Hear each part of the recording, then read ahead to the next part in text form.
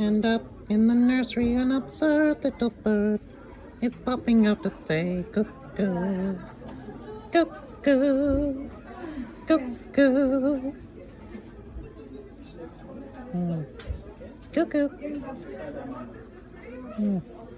Well, maybe he's camera shy.